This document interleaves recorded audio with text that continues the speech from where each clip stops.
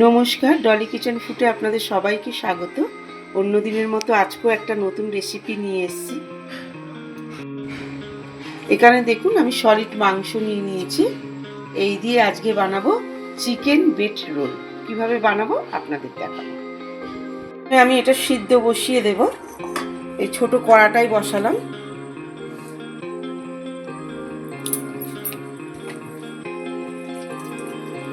আমি অল্প জল দিয়ে এটা আমি সিদ্ধ বসিয়ে দেব। তারপর কিভাবে বানাবো আপনাদের দেখাবো। চিকেনগুলো দেখুন সিদ্ধ হয়ে গেছে। এগুলোকে আমি এইভাবে ছিঁড়ে ছিঁড়ে নেব, ছোট ছোট করে টুকরো টুকরো করে নেব। এইরকম করে ছিঁড়ে ছিঁড়ে একদম ছোট ছোট করে টুকরো করব। চিকেনগুলো দেখুন টুকরো করা হয়ে গেছে। এর মধ্যে এবার আমি আলু দেব, এরকম গেট করে দেব। সিদ্ধ আলু এটা এইভাবে দেব। সামান্য দেখুন অরিগানো সিজনিং দিলাম আমি একটু।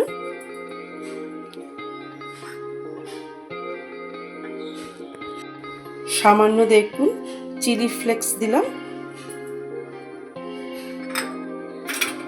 কাঁচা লঙ্কা কুচি দিলাম, আপনারা যেরকম ঝাল খান দেবেন।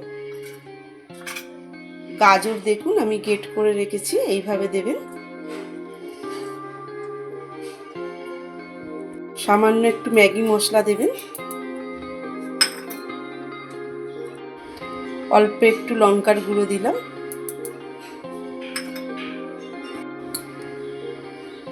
স্বাদ মতো নুন দিলাম।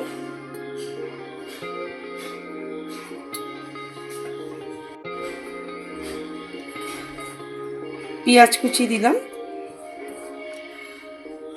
এটা 200 গ্রাম পেঁয়াজ আছে। 200 আলু দিয়েছি, 200 গ্রাম পেঁয়াজ দিয়েছি। আর চিকেনটা ছিল 300 গ্রামের মতো।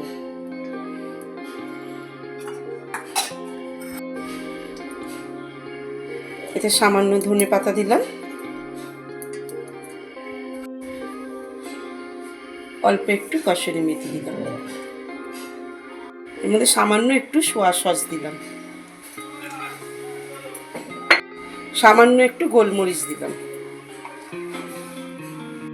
এবার এটা ভালো করে আমি মাখিয়ে নেব।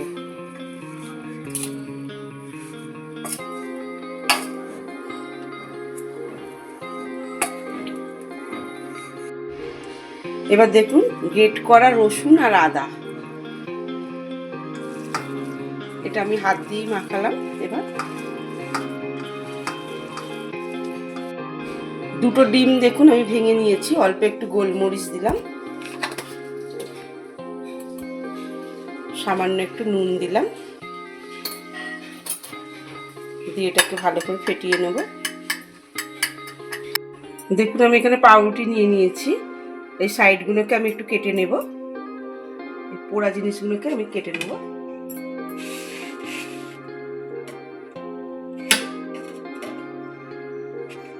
আমার রান্নাঘরটা একটু ছোট, তো একটু অসুবিধা হচ্ছে আপনাদের দেখাতে।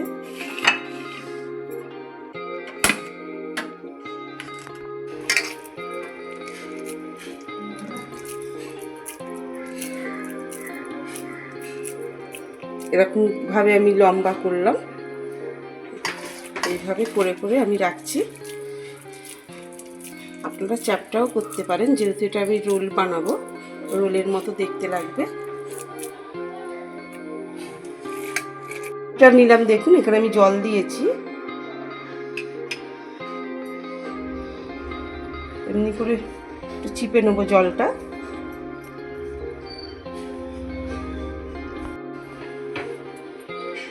একটু আস্তে আস্তে নিয়ে এটাকে গুটিয়ে দেব।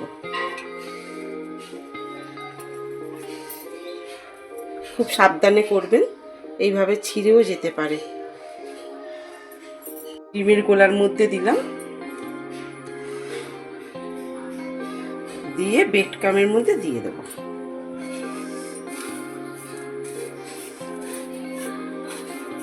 এটা খুব সুন্দর একটা রেসিপি। এটা 2 হাতেই ইউজ করতে হবে, যেহেতু এটা রোলের মতো হবে, একদম বড়, এক হাতে হবে না। একটু চেপে চেপে লাগাবেন।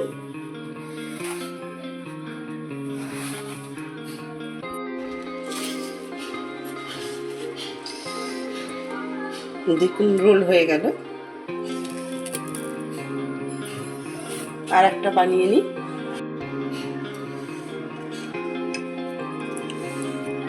জলটাকে আমি এটা পুরো চিপে নেব।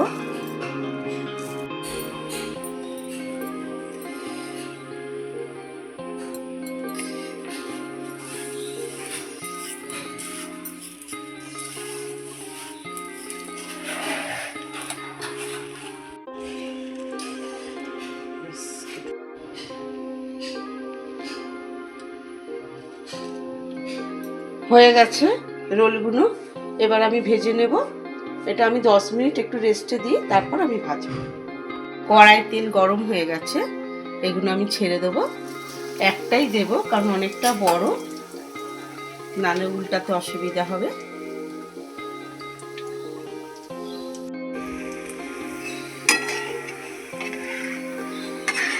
এটা কড়াই দেওয়ার পর এটা শক্ত হয়ে যাবে, ভেঙে যাবার ভয় থাকবে না।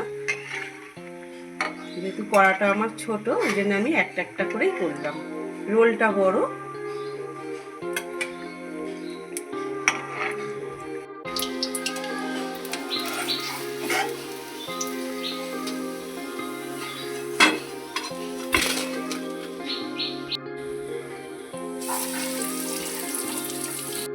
চিকেন রোলগুলো দেখুন বানানো হয়ে গেছে। আপনাদের ভালো লাগলে একটা শেয়ার করে দেবেন, বাড়িতে অবশ্যই বানিয়ে খাবেন। এই চিকেন রোলগুলো একটু বড় হয়েছে, আমি যেহেতু পাউরুটিটা একটু বড় সাইজে নিয়েছি, আপনারা ছোট সাইজেও নিতে পারেন, কিন্তু টেস্ট তো একই হবে, খেতেও খুব সুন্দর। কারণ এটা আমি 2-3 বার বাড়িতে বানিয়েছি। একবার বাড়িতে বানিয়ে খাবেন, দেখবেন সত্যি ভালো লাগবে।